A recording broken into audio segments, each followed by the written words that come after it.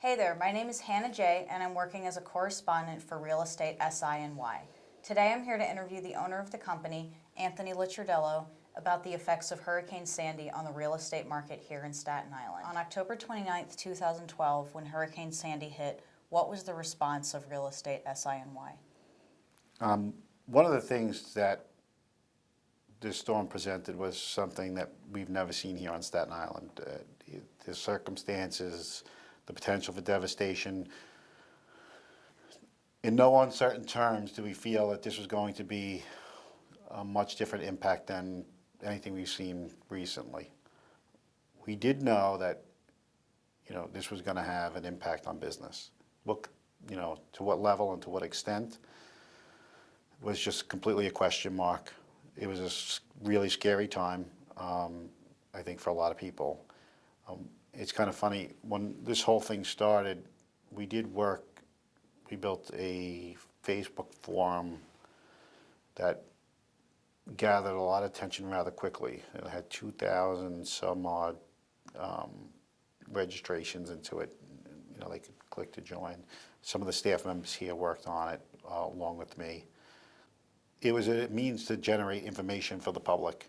And I think we wanted to do something right away, because one of the things that I did know from being in city government before was that logistics are of chief concern when it comes to these things. I think when you look back at Hurricane Sandy and its impacts, one of the larger failures to the response efforts at the onset is logistics management.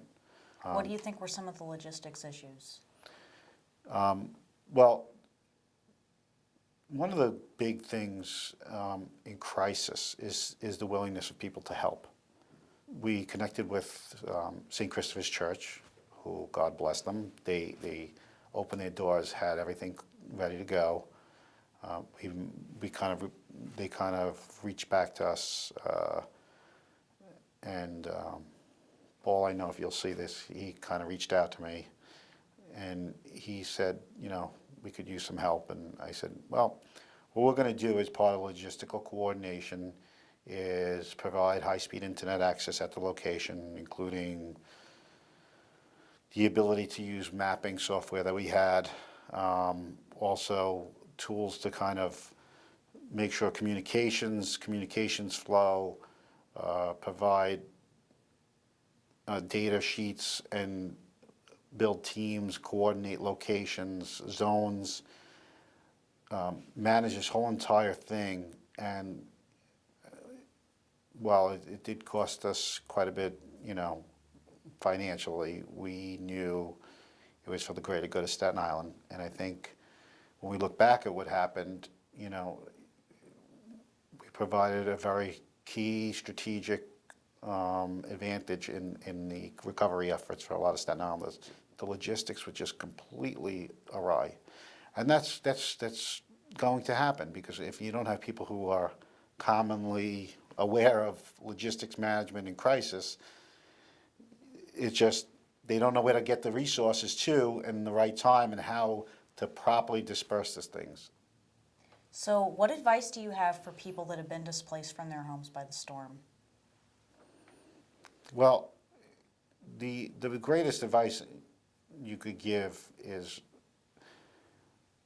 there's a lot of lessons to be learned about this storm that a lot of people may not have been aware of at the time. And I think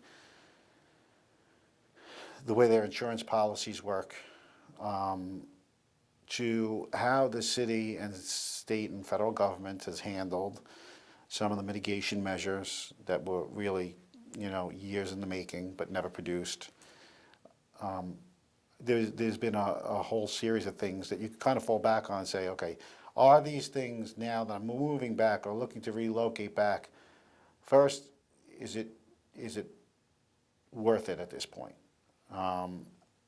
Is my investment, if I do invest back into there, into moving back into my home, does the potential for this exist again? And there's some question about that. Well, what kind of protection measures do you think need to be implemented in the future so this doesn't happen again? I mean, the Army Corps of Engineers did a study It actually began in after the '92 nor'easter.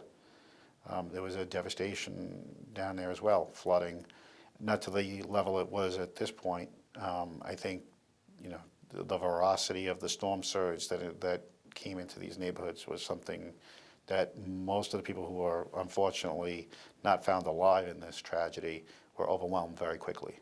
This has been a long-standing problem. There's been a lot of measures put forward. I mean, New York City, as you know, is one of the most hurricane-prone locations in the country. It has to be taken seriously, and I think until I think all real estate's a risk. It to them is, has some of these risks been mitigated? If not, I mean, they're going to have to. I think it's one of the things that they do have to question about what they're doing, and and the difference between a homeowner and an investor are two very, very different aspects of the spectrum when it comes to home ownership. The investor principally doesn't lose his personal residence in a situation like that. To the homeowner that owns the house, lives in the house, the investment risk is their life. The thing is, are the tough questions about where this is going being asked? And fundamentally, I don't know if they've been answered in any short order.